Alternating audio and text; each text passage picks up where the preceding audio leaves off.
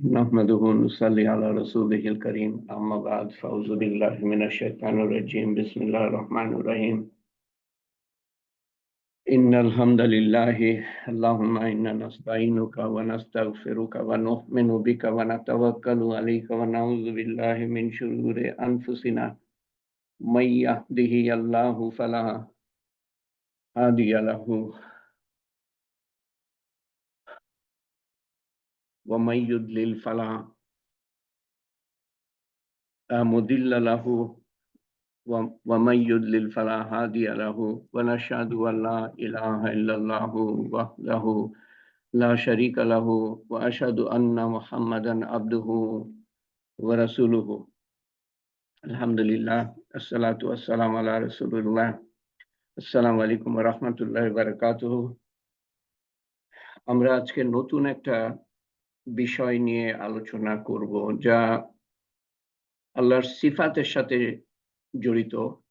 আল্লাহর একটা সিফাতের সাথে বিশেষ করে কয়েকটা সিফাতের সাথে বিশেষ করে জড়িত। বিশেষ করে আল্লাহ তাআলা যে খালিক সৃষ্টিকর্তা সেটার সাথে জড়িত এবং সৃষ্টিকর্তা হিসাবে আল্লাহ তাআলার যে কয়টা সিফাত আছে সব কয়টার সাথেই জড়িত। সেগুলো আবার আপনাদের দেখাবো, যেগুলো আমরা কয়েকদিন আগেই আলাপ করেছি। তো আমরা আজকে এবং আগামী কয়েকদিন আল্লাহ তাআলা সৃষ্টিকর্তা এবং তার সৃষ্টির বৈচিত্র্য এবং এই বৈচিত্র্যটা পৃথিবীর বুকে কিরকম সে সম্বন্ধে সামান্য ধারণা নেওয়ার চেষ্টা করব।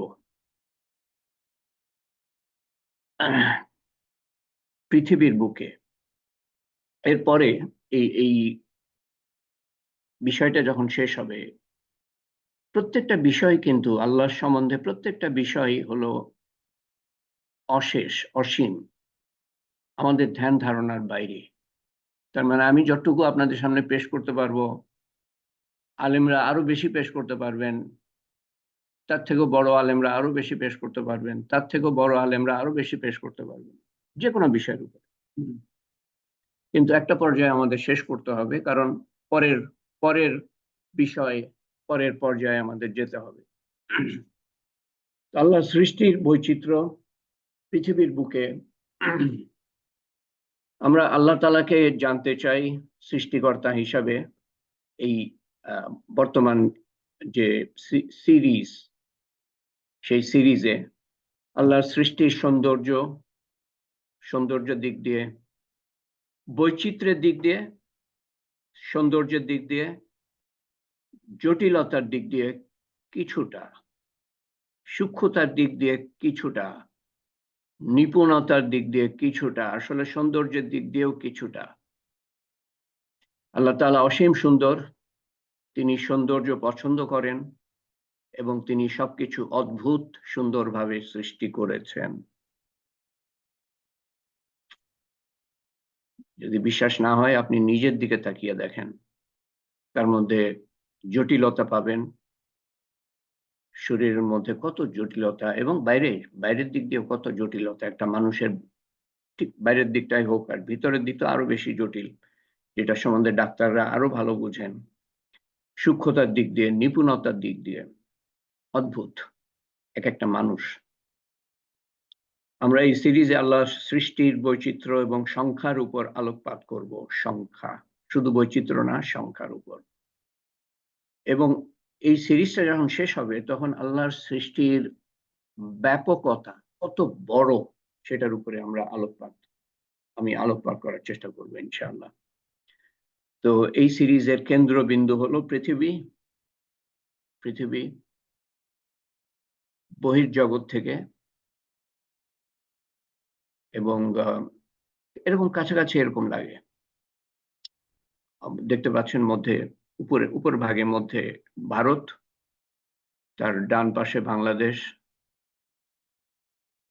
বাম পাশে পাকিস্তান, একদম পশ্চিমে বা আমাদের বামে হলো আফ্রিকা।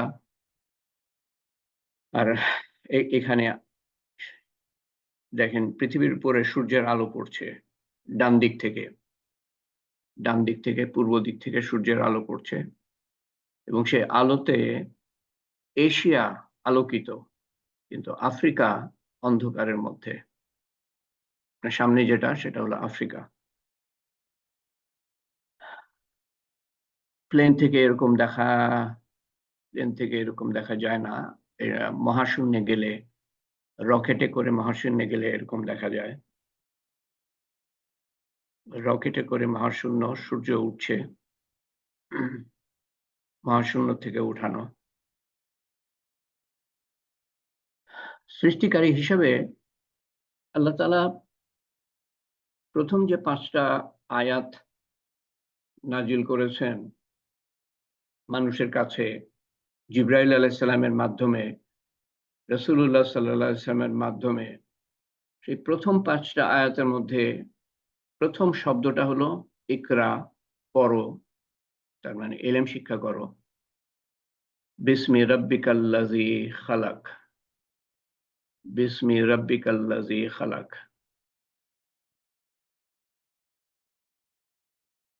ও আচ্ছা, সেখানে আমি এরপরেই যাচ্ছি। আগে এখানে সৃষ্টিকারী হিসেবে আল্লাহ তাআলার সিফাত সম্বন্ধে বলতে চাই। আল্লাহ তাআলা খালেক, সৃষ্টি করেন, বারি সঠিক সৃষ্টিকারী, মুসাব্বির আকৃতি সৃষ্টিকারী, এগুলো নিয়ে কয়েকদিন আগেই আমরা আলোচনা করছিলাম। বাদি নমুনা ছাড়াই সৃষ্টিকারী, কোনো ডিজাইন ছাড়া সৃষ্টিকারী। মুবদি প্রথমবার সৃষ্টিকারী। মুঈদ পুনরায় সৃষ্টিকারী, কোনো কিছু হারিয়ে গেলে আপনি এই নামটা পড়তে পারেন, ইয়া মুঈদু। মুঈদ পুনরায় সৃষ্টিকারী। আল বাইস পুনরায় জীবন দানকারী, সৃষ্টি করেন, জীবন দান করেন, সৃষ্টি করবেন, আবার ধ্বংস করার পরে, মৃত্যু দেওয়ার পরে আবার জীবন দান করবেন। জামি সমস্ত সৃষ্টিকে কিয়ামতে একত্রিত করবেন। এই শেষের 3টে, মুঈদ প্রথমবার পুনরায় সৃষ্টিকারী, বাইস পুনরায় জীবন দানকারী, জামি সমস্ত সৃষ্টিকে কিয়ামতে একত্র করবেন, এগুলা হলো বিপজ্জনক। এগুলা ইঙ্গিত দিচ্ছে যে একত্রিত করবেন, তার মানে তিনি হিসাব নিবেন এবং তিনি হাকাম, অটল বিচারক, তিনি আদল, অত্যন্ত ন্যায় বিচারক, কোনো অন্যায় করবেন না। তিনি মুনতাকিম, শাস্তিদাতা, তিনি পুরস্কার দাতা। তো এগুলো হলো বিপজ্জনক। আল্লাহ খালেক, এটা কোনো বিপদের সিগন্যাল না। বারি, মুসাব্বির, বাদি, মুবদি, ভালো কথা। আল্লাহ পরম করুণাময়, পরম দয়ালু, আল্লাহ মাফ করেন, সবই ভালো কথা। কিন্তু আমার জীবনের পরিবর্তন আনার প্রয়োজন পড়ে না এইসব নামের দ্বারা, এইসব গুণাবলীর দ্বারা। আমার জীবনের পরিবর্তন আনার প্রয়োজন পড়ে যখন আমি অনুধাবন করি, বুঝতে পারি যে আল্লাহ তাআলা আবার সৃষ্টি করবেন, ধ্বংস করার পরে আবার জীবন দান করবেন, আবার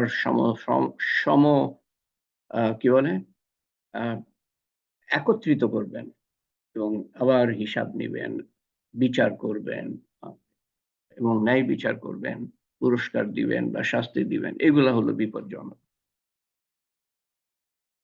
তো প্রথম যে সূরা আমরা, প্রথম যে আয়াতগুলা পাই, তার মধ্যে প্রথম শব্দ হলো ইকরা। ইকরা মানে পড়ো। আল্লাহ তাআলা পড়তে বলছেন বিসমি রাব্বিকাল্লাযী খালাক, আপনার পালনকর্তার নামে পাঠ করেন, যিনি আপনাকে সৃষ্টি করেছেন। ইকরা বিসমি রাব্বিকাল্লাযী খালাক।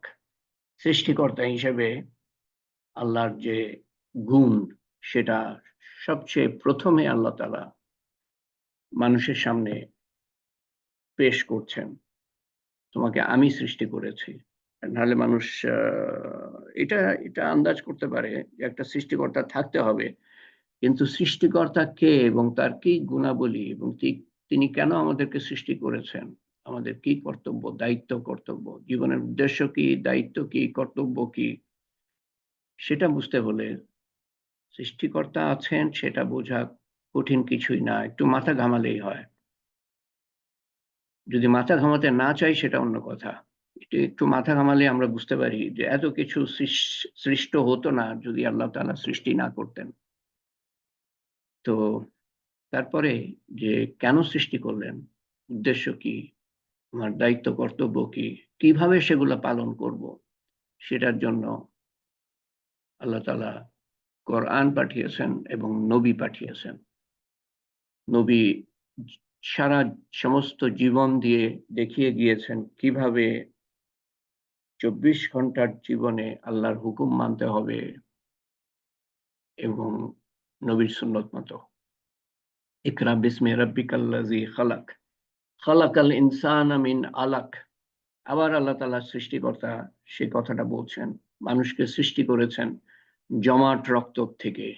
এই জমাট রক্ত থেকে সৃষ্টি করেছেন, এটা নিয়ে সামনের বার শুরু করব আশা করছি। যা রাব্বিকাল্লাযী খালাক, খালাকাল ইনসানা মিন আলাক, ইকরা ওয়া রাব্বুকাল আকরাম। পাঠ করুন। আবার এলেমের কথা বলছেন। এ পর্যন্ত এলেম শিক্ষার ব্যাপারে 2 বার বলছেন 3টে আয়াতে, সৃষ্টিকারী হিসাবে 2 বার বলছেন 3টে আয়াতে। ইকরা ওয়া রাব্বুকাল আকরাম আল্লাযী আল্লামা বিল কালাম, যিনি কলম দ্বারা শিক্ষা দিয়েছেন। আবার এলেমের কথা বলছেন। কলম, কলম, লেখা বই থেকেই আমরা শিক্ষা করি, তো সেটা কলম দিয়েই লেখা হতো এক সময়, এখনো লেখা হয়, কিন্তু বেশিরভাগ মানুষ হয়তো অন্য কিছু ব্যবহার করেন, অনলাইন মিডিয়া। আল্লামাল ইনসানা মা লাম ইয়ালাম, মানুষকে শিক্ষা দিয়েছেন যা সে জানতো না।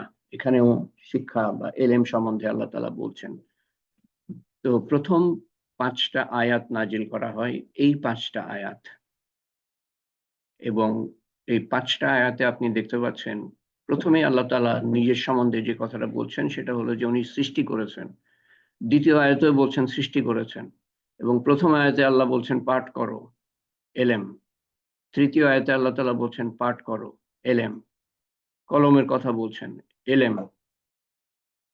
মানুষকে শিক্ষা দিয়েছেন, এলেম। 4 বার, 5 আয়াতে 4 বার এলেম শিক্ষার কথা বলছেন।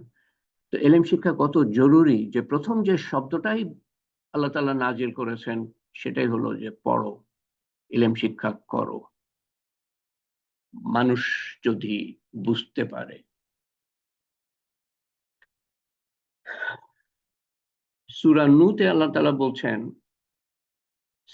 সৃষ্টিকর্তা হিসেবে কিছু কথা বলছেন, এবং এরকম অনেক সূরা আছে কোরআন শরীফে। আমি তার কয়েকটা মাত্র তুলে ধরছি আপনাদের সামনে, তার বাংলা কাছাকাছি তর্জমা। সঠিকটা তো আরবিতে আছে, কাছাকাছি তর্জমা। তোমাদের কি হলো যে তোমরা আল্লাহর মহিমা সম্পর্কে সচেতন নও? তার মানে এলেম শিক্ষা করো নাই, আল্লাহর মহিমা সম্পর্কে জানো না, অথচ তিনি তোমাকে বিভিন্ন স্তরে সৃষ্টি করেছেন। আল্লাহ তাআলা এলেম দান করছেন, বিভিন্ন স্তরে সৃষ্টি করেছেন। বিভিন্ন স্তরে মানুষকে যে সৃষ্টি করেছেন এই সম্বন্ধে সামনের বার বলবো, শুরু করব সেটা দিয়ে। কিন্তু এখানে আল্লাহ তাআলা যেটা বলছেন সেটা হলো যে তুমি দেখো না আল্লাহ কিভাবে 7 আসমান একে অপরের উপরে সৃষ্টি করেছেন। এখানে এখানে স্তর বলতে সেটা বোঝাচ্ছেন। প্রথম আসমান, দ্বিতীয় আসমান, তৃতীয় আসমান, এভাবে 7টা আসমান। একটা আসমান আরেকটা আসমানের থেকে, একটা আসমানের যে যে পরিধি, প্রথম আসমানের যে পরিধি, সেটা যদি একটা ডিমের মতো, ডিমের সাথে তুলনা করা যায়, ডিমের সাথে, তো ডিম এবং পৃথিবী যত বড়, ডিমের তুলনায় পৃথিবী যত বড়, তো দ্বিতীয় আসমানটা পৃথিবীর সমান। প্রথম আসমান বিরাট, বিরাট। এটা নিয়ে আমরা আলোচনা করব, প্রথম আসমানটা কত বড়, একটা ধারণা নেওয়ার চেষ্টা করব এই সিরিজটা শেষ হলে। তো এত বড় পরিধি, এত ব্যাপক, বৈজ্ঞানিকরা সঠিকভাবে বলতেও পারে না। তো এটা যদি একটা ডিমের মতো হয় প্রথম আসমানটা, দ্বিতীয় আসমানটা পৃথিবীর মতো, ডিমের থেকে পৃথিবী কত গুণে বড়, লক্ষ কোটি গুণে বড়। ডিমের তুলনায় পৃথিবী লক্ষ কোটি গুণে বড়। সেরকম প্রথম আসমান কি বিরাট বানিয়েছেন, সেই তুলনায় দ্বিতীয় আসমান পৃথিবীর মতো লক্ষ কোটি গুণ বড়। প্রথম আসমান থেকে দ্বিতীয় আসমান লক্ষ কোটি গুণ বড়। প্রথম দ্বিতীয় আসমান ডিমের মতো, তৃতীয় আসমান পৃথিবীর মতো লক্ষ কোটি গুণ বড়। প্রথম দ্বিতীয় আসমানের তুলনায় তৃতীয় আসমান লক্ষ কোটি গুণ বড়। এভাবে চলে গিয়েছে। তো 7টা স্তর, 7 স্তর। এবং কোন কোন আলেম বলেন যে এখানে আল্লাহ তাআলা বলছেন 7টা, কিন্তু 7টা মানে 7টাই না, এর অনেক বেশি হতে পারে। আল্লাহই ভালো জানেন। সৃষ্টি করেছেন এবং চাঁদকে আলোকিত করেছেন। চাঁদটা কিছুই না আসলে সূর্যের তুলনায়, আয়তনের দিক দিয়ে চাঁদটা কিছুই না। পৃথিবীর তুলনায়, পৃথিবীর কাছেই চাঁদটা কিছু না। পৃথিবী এত বড় চাঁদের থেকে, আর পৃথিবী থেকে সূর্য লক্ষ গুণ বড়। তবুও চাঁদটাকে আমরা এত কাছে বলে জল জল জল জল করতে দেখি, সেজন্য চাঁদের কথা বলেছেন। না হলে আল্লাহর এই মহা সৃষ্টির কাছে চাঁদের কোনো অস্তিত্বই নাই। চাঁদকে আলোকিত করেছেন এবং তাদের মধ্যে এবং করেছেন তাদের মধ্যে, এবং সূর্যকে একটি মহামান্বিত প্রদীপ হিসাবে তৈরি করেছেন। এত জল করে সূর্য, যখন তাপ দেয় গ্রীষ্মের সময় আমরা সহ্যই করতে পারি না। যদিও কোটি কোটি মাইল দূরে, কোটি কোটি কিলোমিটার দূরে, আল্লাহ তাআলা বলছেন প্রদীপ, আল্লাহর কাছে কিছুই না এগুলা। এবং আল্লাহ তোমাদেরকে পৃথিবী থেকে উৎপন্ন করেছেন, পৃথিবী থেকে তোমাদের সৃষ্টি করেছেন। সূরা নূহ, সূরা জাথিয়া 3 থেকে 5 আয়াত, কাছাকাছি অর্থ। নিশ্চয়ই নভমণ্ডল, বাইরের যে জগৎ, মানে যে যে প্রথম আসমানের নিচের যে জগৎটা আমরা দেখতে পাই, এবং ও পৃথিবীতে নিদর্শন রয়েছে তাদের জন্য যারা ঈমান এনেছে। আর তোমাদের সৃষ্টিতে এবং প্রাণীদের, পৃথিবীতে যেসব প্রাণী আছে বিক্ষিপ্ত হওয়ার বিষয়টি নিশ্চিত, ছড়িয়ে ছিটিয়ে আছে প্রাণী, নিশ্চিত বিশ্বাসীদের জন্য নিদর্শন যে আল্লাহ থাকতে হবে, আল্লাহর নিদর্শন। এবং রাতের পরিবর্তনে দিন, রাতের পর আসে দিন বা দিনের পর আসে রাত, এই যে পরিবর্তনটা, এর মধ্যেও আল্লাহ সৃষ্টিকর্তার নিদর্শন, মানে উনি যে আছেন সেটার প্রমাণ।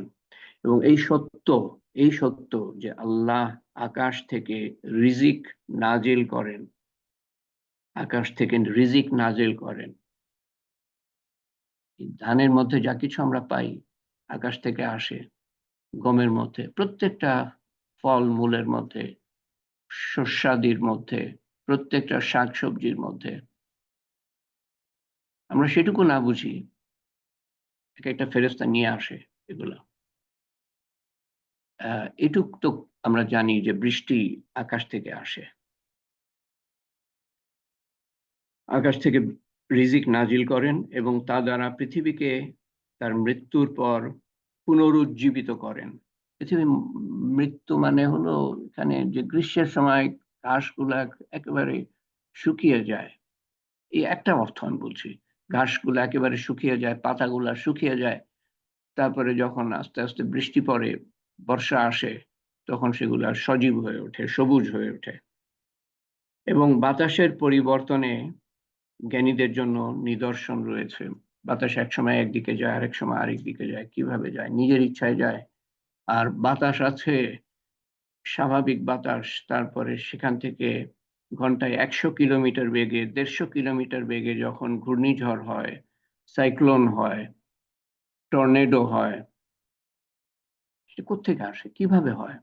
এই বাতাসই এত বেগে কিভাবে, নিম্নচাপের কারণে হোক, কিভাবে এভাবে এত জোরে, এত সজোরে এই এই এই এই গতি অর্জন করে? আমরা যখন হাঁচি দিই, যখন যে বাতাসটা বের হয়, 200 মাইল বেগে সেই বাতাসটা বের হয়।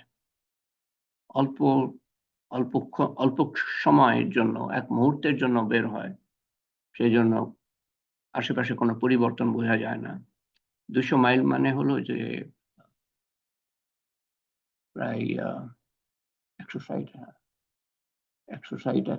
320 কিলোমিটার বেগে এই বাতাসটা বের হয় যখন হাঁচি দিই আমরা।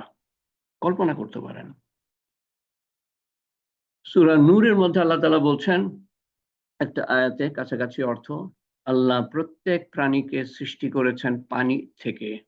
একসময় কিছুই ছিল না, তারপর আল্লাহ তাআলা পানি সৃষ্টি করলেন এবং পানির থেকে সমস্ত কিছু সৃষ্টি করলেন। সমস্ত কিছু, প্রাণীর থেকে যে জল জল সূর্য এবং হাজার হাজার জল জল তারা কিভাবে সৃষ্টি করলেন, এটা আল্লাহর হুকুমেই হয়। এটা হওয়ার কথা না, এভাবে নিজের থেকে হলে এভাবে হওয়ার কথা না, আল্লাহর হুকুমেই হয়।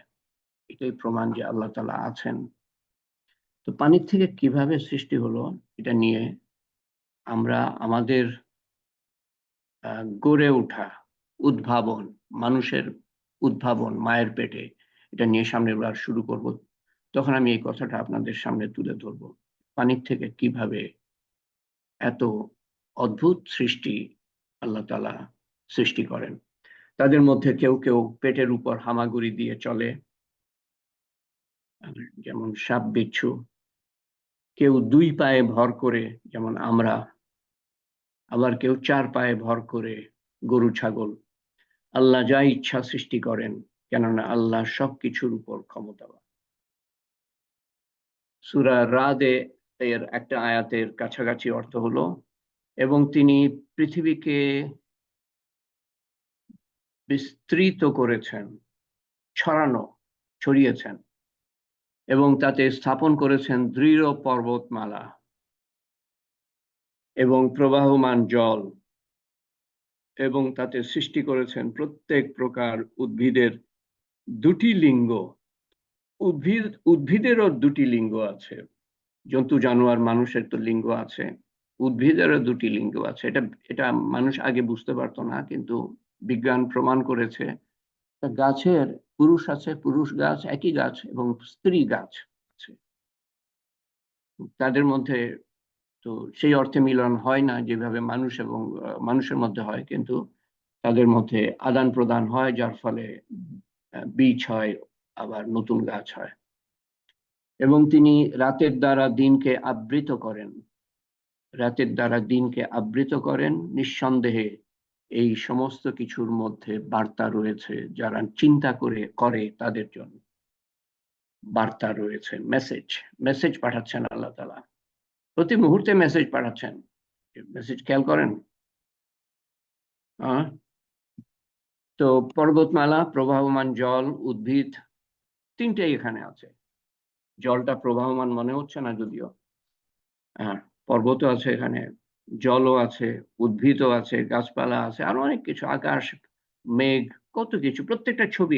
এরপরে আমি আর কথা বলার নাই, কিন্তু আজকের জন্য কথা বলা শেষ।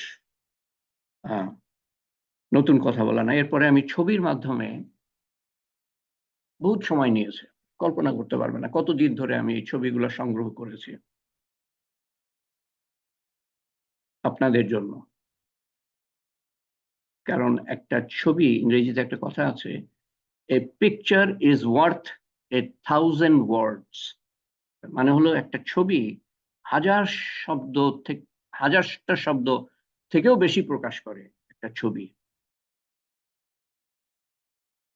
1000 শব্দ লাগবে প্রকাশ করতে, তাও প্রকাশ করতে পারবেন না একটা ছবির দ্বারা। বাস, উট উট সম্বন্ধে আপনি 1000টা শব্দ ব্যবহার করেন, আপনি উট দেখেন নাই কখনো। তো আপনি বর্ণনা করা, কেউ আপনাকে বর্ণনা করার চেষ্টা করছে যে দেখেছে, সে যদি হাজারটা শব্দ বলে আপনি হয়তো বুঝতে পারবেন না সঠিকভাবে যে একটা উট কেমন। যদি ঘোড়া না দেখে থাকেন, যদি খচ্চর না দেখে থাকেন, গাধা না দেখে থাকেন, তো উট কেমন সেটা বোঝা মুশকিল হবে। কিন্তু সামনে একটা উট পেশ করলে বা উটের ছবি পেশ করলে আর কোনো লেকচারের প্রয়োজন পড়ে না। আল্লাহর সৃষ্টির বৈচিত্র্য সবচেয়ে উত্তম ভাবে প্রকাশ করা যায় এই ছবির মাধ্যমে। সেই জন্য অনেক ছবি দেখাবো, ভিডিওতে আরো পরিষ্কার দেখা যায়। তো এটা আমি এটা দিয়ে শুরু করেছি কারণ 1976 সালে, আজ থেকে ঠিক 48 বছর, কি আগস্ট মাস তো, জুলাই আগস্ট মাসই হবে, 1976 সাল আমি কানাডায় এসেছিলাম। আমার ভাই নিয়ে এসেছিলেন, যিনি ইন্তেকাল করেন, ডক্টর মহিউদ্দিন আহমেদ, নিজের পয়সায় চিকিৎসার জন্য। জুলাই মাসে এসেছিলাম 76 সালের, 48 বছর আগে। এবং তারপরের মাসেই উনি আমাদেরকে নিয়ে যান। তার আগে কোনোদিন উনি বার হন নাই দেখার জন্য আশেপাশে, কানাডায় উনি যেখানে থাকতেন সেখান থেকে। তো একদিন আমরা 500 মাইল মতো যাই পাশের যে প্রদেশ, পাশের প্রদেশে বড় বড় পাহাড় আছে। তো বড় বড় পাহাড়ের মধ্যে সুন্দর সুন্দর লেক আছে। এই যে যেমন একটা লেক দেখতে পাচ্ছেন, নাম হলো লেক লুইস। আমরা একদিনে গিয়ে, আমার মনে হয় হ্যাঁ একদিনে গিয়ে কাছাকাছি এসেছিলাম, কিন্তু আমরা মনে হয় এখানে আসি তার পরের দিনে সম্ভবত। তো 500 মাইল মানে হলো প্রায় 800 কিলোমিটার, 800 কিলোমিটারের বেশি। তো তার আগে আমি ইয়ের সম্বন্ধে একটা বই পড়তে পড়তে আসছিলাম, ইমাম গাজ্জালির একটা বই, যেখানে আল্লাহর সৃষ্টি সম্বন্ধে লেখা, অদ্ভুত ভাবে লেখা, এবং পাহাড় পর্বত সম্বন্ধে, আল্লাহ সৃষ্টির বিভিন্ন দিক সম্বন্ধে লেখা, তার মধ্যে পাহাড় পর্বত সম্বন্ধে লেখা। এবং আমি আমার আশেপাশে পাহাড় পর্বত দেখতে, গাছপালা দেখতে পাচ্ছিলাম, উদ্ভিদ দেখতে পাচ্ছিলাম, জন্তু জানোয়ার দেখতে পাচ্ছিলাম, ইত্যাদি ইত্যাদি। তখন আমার মাথাটা ঘুলিয়ে আসছিল বিরাট বিরাট পাহাড় দেখে। আর আমি পড়ছি, একই কথা পড়ছি আমি বইয়ের মধ্যে। তারপর আমি যখন এখানে আসলাম, এই জায়গাটায় ঠিক হয়তো এরকম কাছাকাছি এরকম জায়গায় আমরা দাঁড়িয়ে দেখছি, কিন্তু বিশ্বাস করেন আমি অনেক ছবি দেখার চেষ্টা করেছি, বের করার চেষ্টা করেছি। যে আমি প্রথম যেরকম দেখেছিলাম, এটা তো শীতের সময় না, শীতের সময় একেবারে ঠিক মাঝামাঝি জায়গাটা খেয়াল করেন, ওখানে বরফ জমেছিল।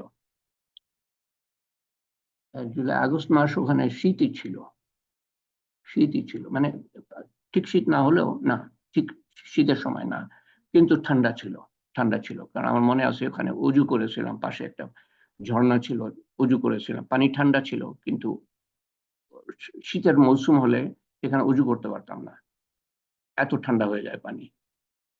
তো এই জায়গাটা ঠিক সামনে মাঝামাঝি, একেবারে মাঝামাঝি জায়গায় খেয়াল করেন, পাহাড়ের পাদদেশে বরফ জমেছিল। অনেক উঁচু তো, অনেক উঁচু, যদিও আগস্ট মাস, এই মাস এবং গ্রীষ্মের মাস, কিন্তু অনেক উঁচু পাহাড় জমে থাকে, এবং পাহাড়ের চূড়ায় বরফ জমেছিল। তো যে অদ্ভুত দৃশ্য এসে আমরা দেখলাম, বিশ্বাস করেন, দেখে আমার মনে হলো যে এরকম দৃশ্য তো আমি কখনো দেখি নাই। সুইজারল্যান্ড আমি দেখি নাই কোনোদিন। সুইজারল্যান্ড নাকি খুবই সুন্দর, কিন্তু তুলনামূলকভাবে কোনটা সুন্দর এটা আমি বলতে পারবো না। তো এত অদ্ভুত সুন্দর ছবি আমি আজকে পাই নাই, কালকে আমি খুঁজছিলাম, পাই নাই আমি। ওইটা দেখে আমার মনে হয়েছিল যে কথাটা, সেটা হলো যে 48 বছর পরে বলছি আমি, যে এত সুন্দর জায়গা যদি আল্লাহ তাআলা পৃথিবীতে সৃষ্টি করে থাকেন, তো তাহলে নিশ্চয়ই বেহেশত আছে। এই কথাটা আমার মনে হয়, নিশ্চয়ই বেহেশত আছে, নিশ্চয়ই বেহেশত আছে।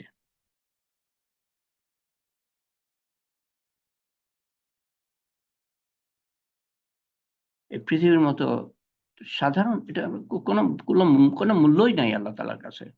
সৃষ্টি করার পর থেকে একবারও আল্লাহ তাআলা রহমতের দৃষ্টিতে তাকান নাই।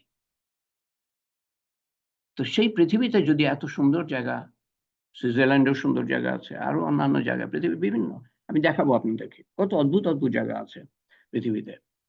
তো যদি এই পৃথিবীতে এত সুন্দর জায়গা থাকতে পারে, তো নিশ্চয়ই বেহেশত থাকতে হবে। এই কথাটা আমার মনের মধ্যে ধাক্কা খেলো, ধাক্কা। আর বেহেশত থাকলে দোজখও থাকতে হবে, তার মানে আখেরাত হতে হবে। আর আল্লাহ তাআলার সৃষ্টির মহিমা সম্বন্ধে আমি পড়ছিলাম আর চারিদিকে দেখছিলাম তখন। কিন্তু ওই সুন্দর দৃশ্য আমি, দৃশ্যের ছবি আমি পাই নাই। পরে আমার সাথে আমার ভাতিজারা ছিল, ওরা গিয়েছিল পরে, অনেক পরে। কিন্তু ওরা বললো যে সেরকম সৌন্দর্য তারা দেখেনি পরে গিয়ে, পরে যাওয়ার পরেও। তো পৃথিবীতে কোনো জায়গা যদি আমার দেখার শখ থাকে, তো এই জায়গাটা আবার যাওয়ার শখ আছে, তাছাড়া পৃথিবী দেখার শখ নাই। তো এটার এই এই এই এটাকে বলা হয় ব্যানফ ন্যাশনাল পার্ক, জাতীয় পার্ক। এবং এই লেকের নাম হলো লেক লুইস। তার আরেকটা ছবি, আর একটু শীতের মধ্যে, গাছপালার মধ্য দিয়ে। আর একটা ছবি, এটা হলো একেবারে গ্রীষ্মের মধ্যে।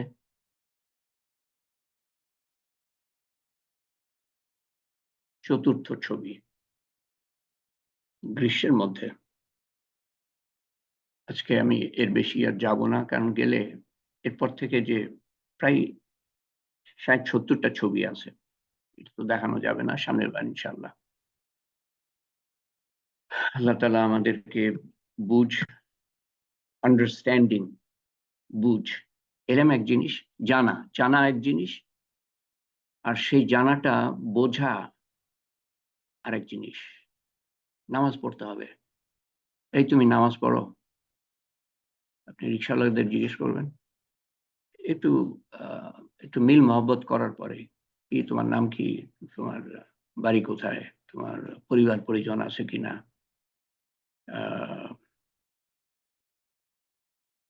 তুমি নামাজ পড়ো, না পড়তে পারি না। কেন পড়তে পারো না? কাজের মধ্যে ব্যস্ত থাকি।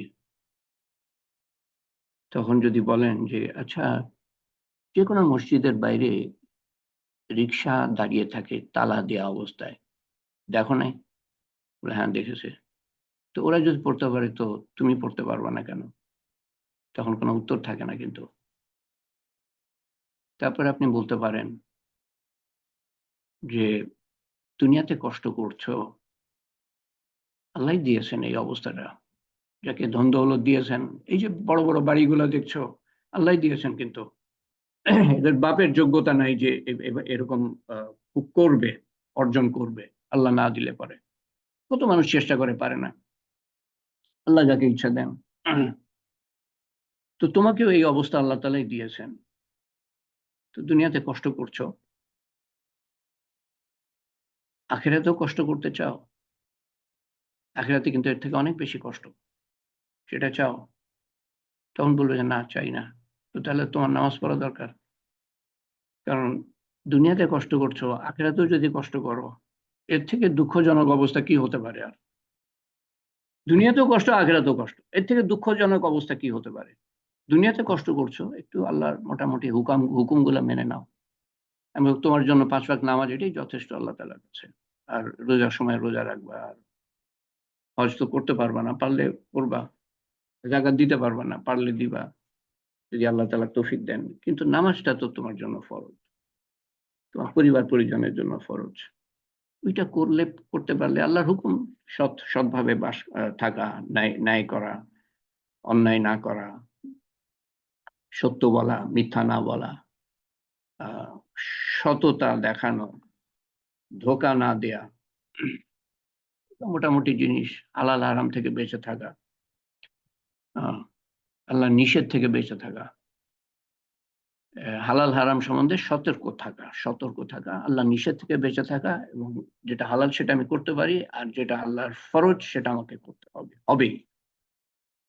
হালাল যেটা সেটা করতে পারি, আমি হালাল গোস্ত খেলাম না, তাতে কি যায় আসে? আমার কোনো গুনাহ হবে না, কিন্তু খেলে হালাল গোস্ত, হালালটাই খেতে হবে।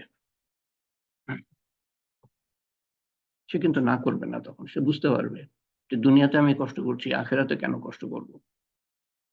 এবং প্রায় ক্ষেত্রে দেখা যায় যারা বলে হ্যাঁ আমি নামাজ পড়বো, আপনি বললেন আমি নামাজ পড়বো, 5টা টাকা দিয়ে দেন, বেশি 10টা টাকা দিয়ে দেন যদি সম্ভব হয় আপনার পক্ষে, এবং আপনার কথা ভুলবে না সে।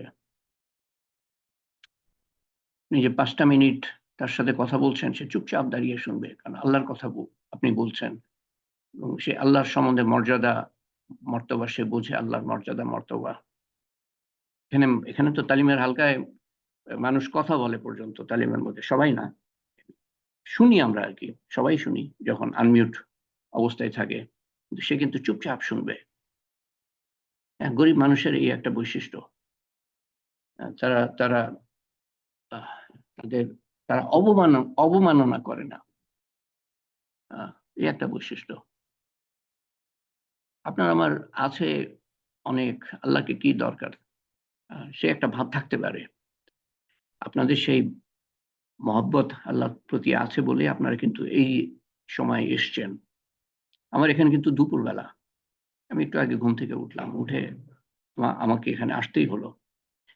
কোনো কিছু ত্যাগ করে না, যে কিছু একটা বাদ দিয়ে কাজ করছিলাম সেটা বাদ দিয়ে আমি এসছি, সেটা না, সেটা সেটা আমাকে করতে হয় না।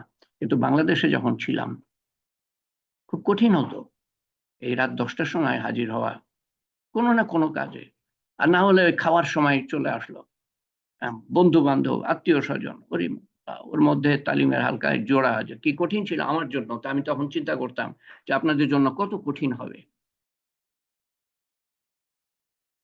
তো সেই দুনিয়ার মারাত্মক মায়াবী আকর্ষণ উপেক্ষা করে, ত্যাগ করে আপনারা যে এসছেন, একটা কারণে আপনারা এসছেন, একটা কারণে আমি মনে করি, সেটা হলো আল্লাহর ভালোবাসায়।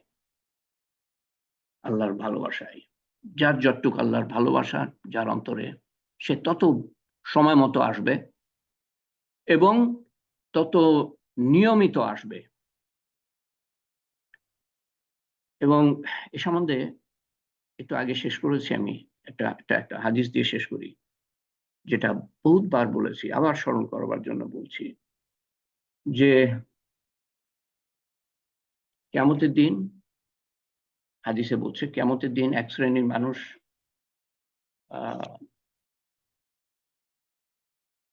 উঠবে কবর থেকে, নূর সহ, নূর চমকাবে, এবং তারা মতির মেম্বারে বসা থাকবে। মেম্বার মানে সিংহাসনের মতো, মতির মেম্বারে বসা থাকবে, অত্যন্ত দামি পাথর, দামি পাথরের মেম্বারে সিংহাসনে বসে থাকবে, এবং তাদের সম্মান দেখে নবীরা, শহীদরা প্রশংসা করবে তাদের। নবীদেরও মর্যাদা আছে, শহীদদেরও মর্যাদা আছে, কিন্তু এদের সাধারণ মানুষ এদের মর্যাদা দেখে তারা প্রশংসা করবে। তারা কে বলে দেন, ইয়া রাসূলুল্লাহ। কেউ বললেন, রাসূলুল্লাহ সাল্লাল্লাহু আলাইহি ওয়াসাল্লাম তখন বললেন, যার কাছাকাছি অর্থ হলো যে তারা হলো সেই সমস্ত মানুষ যারা বিভিন্ন গোত্র থেকে, বিভিন্ন পরিবার থেকে, বিভিন্ন জায়গা থেকে একত্রিত হতো আল্লাহর ভালোবাসার কারণে, এবং আল্লাহর স্মরণে মশগুল থাকতো, মশগুল থাকতো, মশগুল আল্লাহর জিকিরে বা আল্লাহর কথা শুনতে। যখন আল্লাহর কথা হয় তখন জিকির বন্ধ, আল্লাহর কথা শুনতো, এটাই বোঝানো হচ্ছে। কিন্তু মশগুল থাকতো, তার মানে কোনো কথা না, অন্য কোনো কথা না, অন্য কোনো দিকে তাকানো না। আমার রব, আমার সৃষ্টিকর্তা, আমার পালনকর্তা, আমাকে খাওয়ানে পরানেওয়ালা, আমাকে রক্ষা করেনেওয়ালা, তিনি আমাকে রক্ষা করেন, তার সম্বন্ধে কথা হচ্ছে। আমার রব, আমি কিভাবে অন্য কথা বলতে পারি, অন্যদিকে মন নিতে পারি, অন্য কথা চিন্তা করতে পারি এরকম সময়।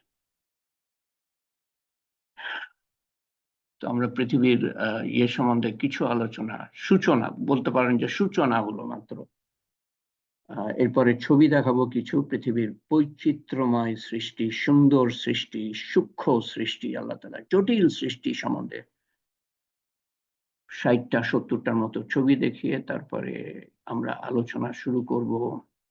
মানুষ কিভাবে মায়ের পেটে জন্ম নেয় সেই সম্বন্ধে কোরআনের আয়াত দিয়ে, তারপরে কিছু ছবি, সামান্য কিছু ছবি দিয়ে এটা বোঝাবার চেষ্টা করবো ইনশাল্লাহ সামনের বার।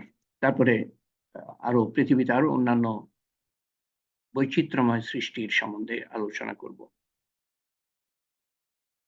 তো আপনাদের সামনে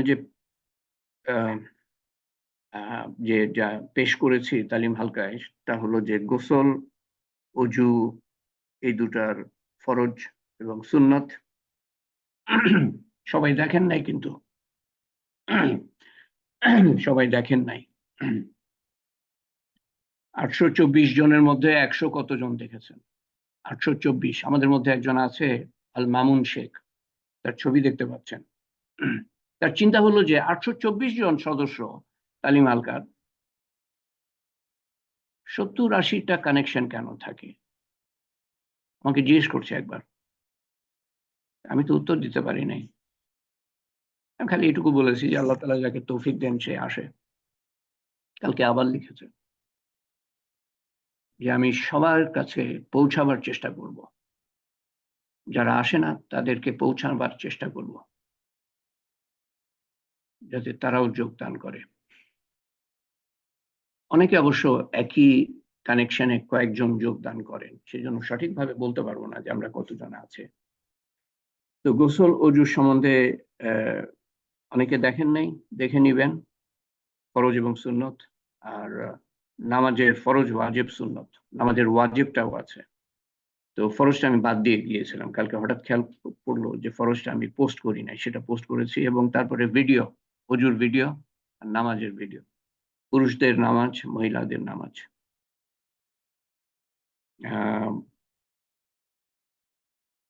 আল্লাহর সিফাত সম্বন্ধে আমরা যা কয়টা 12টা না 13টা না কয়টা হালকায় আলোচনা করেছি, আল্লাহর সিফাত বিভিন্নভাবে আলোচনা করেছি, সেগুলো পোস্ট করেছি। সেই সেই স্লাইড গুলা লিংক দিয়েছি, সেটা দেখে নিবেন। আল্লাহ তাআলা আমাদের কবুল করেন, আল্লাহ তাআলা আমাদের বুঝ দান করেন। দোয়া চেয়েছে ওয়াহিদা বানুর জন্য, গুরুতর অসুস্থ, স্ট্রোক হয়েছে, আল্লাহ তাআলা তাকে সম্পূর্ণ সুস্থ করে দেন। আমাদের মিয়া ভাইকে সম্পূর্ণ সুস্থ করে দেন আল্লাহ তাআলা। উনি হাসপাতাল থেকে বাসায় এসেছেন এবং আল্লাহ তাআলা সম্পূর্ণ সুস্থ করে দেন মোহাম্মদ নজরুল ইসলামকে, সালেহা বেগমকে, আরিফিন আহমেদকে, ইনামুল হক সাহেবকে, আসিফ কুরেশিকে,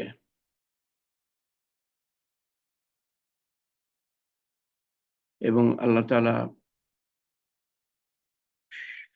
সমস্যার সমাধান করে দেন সাদিয়া আফরিনের, শরীফুদ্দিন পিকুর, লুৎফুর রহমান এর ভাইয়ের ক্যান্সারের চিকিৎসা চলছে, আল্লাহ তাআলা সম্পূর্ণ সুস্থ করে দেন। এবং আমাদের একজন অংশগ্রহণকারী নাম প্রকাশে অনিচ্ছুক, তার ডাবল কি বলে ব্লক, দুটো ব্লক পাওয়া গিয়েছে, আল্লাহ তাআলা তাকে সম্পূর্ণ সুস্থ করে দেন। অত্যন্ত নিয়মিত অংশগ্রহণকারী, তাকে আল্লাহ তাআলা পরীক্ষার পর পরীক্ষা নিয়ে যাচ্ছেন। এবং এটা মনে রাখবেন, একটা কথা বলেই শেষ করি, আরেকটা কথা বলে, এটা মনে রাখবেন যে এটা হাদিসের কথা, আল্লাহ তাআলা যাকে ভালোবাসেন তাকে বিপদ আপদ দেন, রোগ শোক দেন, কষ্ট দেন। যাকে যত বেশি ভালোবাসেন তাকে তত বেশি কষ্ট দেন, রোগ শোক দেন, বিপদ দেন, কষ্ট দেন। রাসূলুল্লাহ সাল্লাল্লাহু আলাইহি সাল্লাম এবং অন্যান্য নবীদের আল্লাহ তাআলা সবচেয়ে বেশি ভালোবেসেছেন এবং সবচেয়ে বেশি কষ্ট দিয়েছেন। এমনকি রাসূলুল্লাহ সাল্লাল্লাহু আলাইহি ওয়াসাল্লাম যখন পৃথিবী থেকে যান, তখন ১৩ দিন মারাত্মক জ্বরের মধ্যে কষ্ট পেয়ে উনি দুনিয়া থেকে গিয়েছেন। এটাও উনি বলেছেন বলে আমরা শুনি যে মৃত্যুর কষ্ট এত কষ্ট, আর আমরা সেটা না বুঝে না জেনে বলি কেউ যদি খুব সহজে মারা যায়, আল্লাহ তাআলা কত সহজে তাকে নিয়ে গিয়েছেন। আরে এত সহজে নিয়ে গেলে যদি এটা মঙ্গলময় হয়, তাহলে রাসূলুল্লাহ সাল্লাল্লাহু আলাইহি ওয়াসাল্লামকে কেন কষ্ট দিলেন? মৃত্যুর সময় কষ্ট দিলেন। সারা জীবন কষ্ট দিয়েছেন। উনার গুনার কারণে। কি গুনাহ ছিল? হুম? কেন কষ্ট দিয়েছেন আল্লাহ তাআলা? মর্যাদা, মর্তাবা বাড়াবার জন্য। মর্যাদা, মর্তাবা আপনার নামাজের দ্বারা বাড়ে, হ্যাঁ। রোজার দ্বারা বাড়ে, হজের দ্বারা বাড়ে, যাকাতের দ্বারা বাড়ে, নিশ্চয়ই বাড়ে। কিন্তু সেই পর্যায়ে যায় না যে পর্যায়ে যায় কষ্ট সহ্য করার দ্বারা। মানে বেহেশতে এমন ঝলমলে বেহেশত আছে, প্রাসাদ আছে, যেগুলো পাওয়ার যোগ্য হবে না মানুষ কলেমা, নামাজ, রোজা, হজ, যাকাতের দ্বারা। এগুলো সহজ আমল, অনেক সহজ আমল। সেগুলার যোগ্য করার জন্য আল্লাহ তাআলা কিছু মানুষকে বিপদ আপদ দেন, কষ্ট দেন, রোগ শোক দেন, বিয়োগ দেন, এবং প্রত্যেক মুহূর্তে তারা উন্নীত হতে থাকে। তাদের মর্যাদা আল্লাহ তাআলা বাড়িয়ে দেন, বাড়াতে তাদের স্তর বাড়িয়ে দেন, বাড়াতে এক সময় আসে যখন তারা সেই সব বেহেশতের, ঝলমলে বেহেশতের উপযোগী হয়। আল্লাহ তাআলা ধৈর্য ধারণ করার তৌফিক দান করেন। আল্লাহর কাছেই চাইবেন। তার মানে এই না যে আমরা বিপদ চাইবো। রাসূলুল্লাহ সাল্লাল্লাহু আলাইহি ওয়াসাল্লাম বলেছেন, বিপদ চাইবা না, সহজ জিনিসটা চাইবা, কারণ তোমরা সহ্য করতে পারবে না। কিন্তু তার মধ্যেই আল্লাহ তাআলা যাকে ভালোবাসেন তাকে বিপদ আপদ দেন, রোগ শোক দেন, কষ্ট দেন।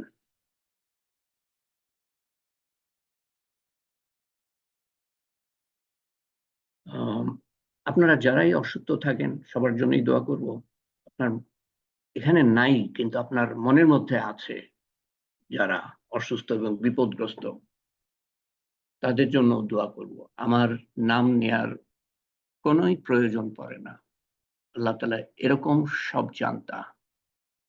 আপনি আছেন, আপনার মনের মধ্যে আছে, এটাই যথেষ্ট। আপনি অসুস্থ কিন্তু আপনার নাম নিই নাই। কিচ্ছু যায় আসে না। আল্লাহুম্মা আমিন। আল্লাহুম্মা সাল্লি আলা সাইয়্যিদিনা মুহাম্মদ। জাযাল্লাহু।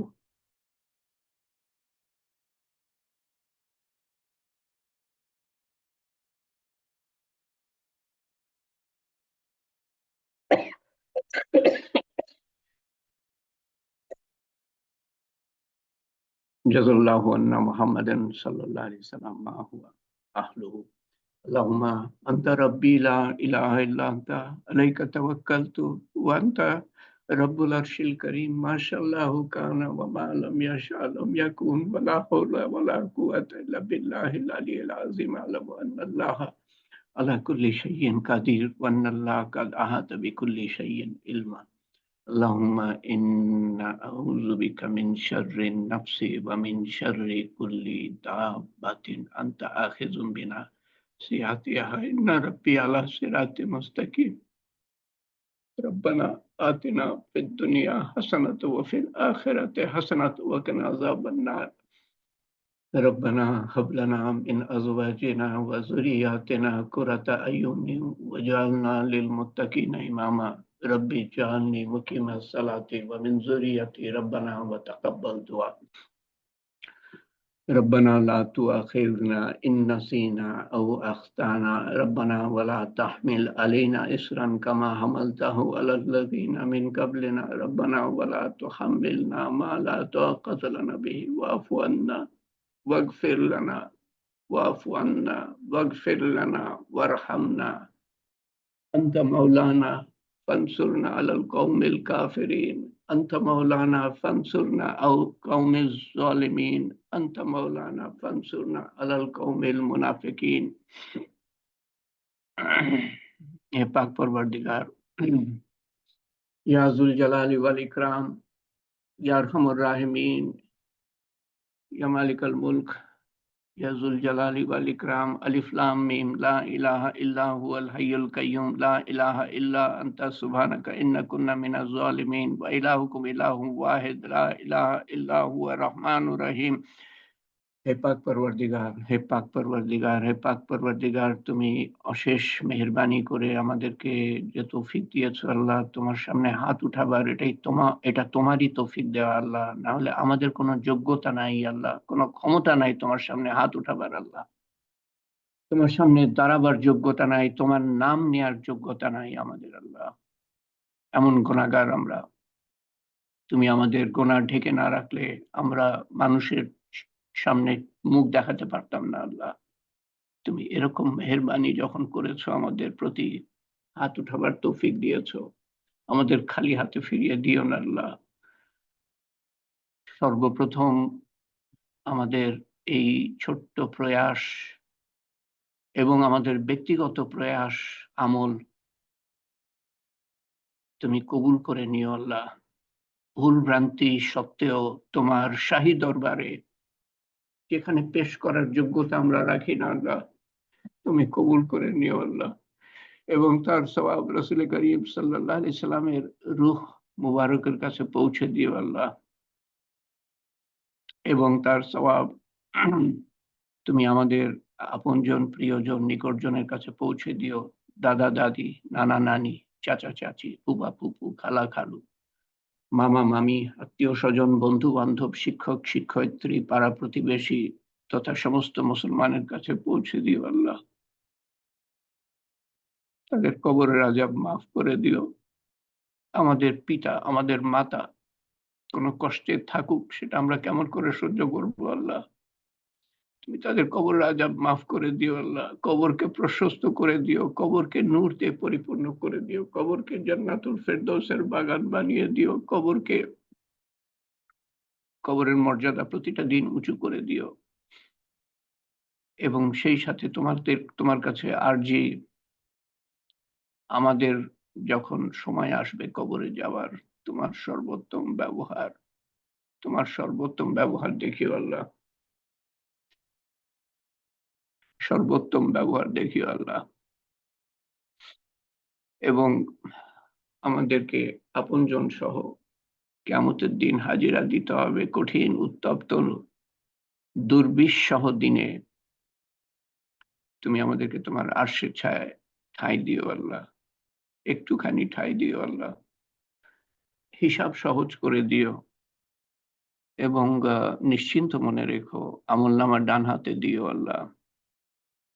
পুলসিরাত চোখের পলকে পার করিয়ে দিও আমাদেরকে, আমাদের আপনজনদেরকে, এবং বিনা হিসাবে জান্নাতুল ফেরদৌসে দাখিল করো আল্লাহ।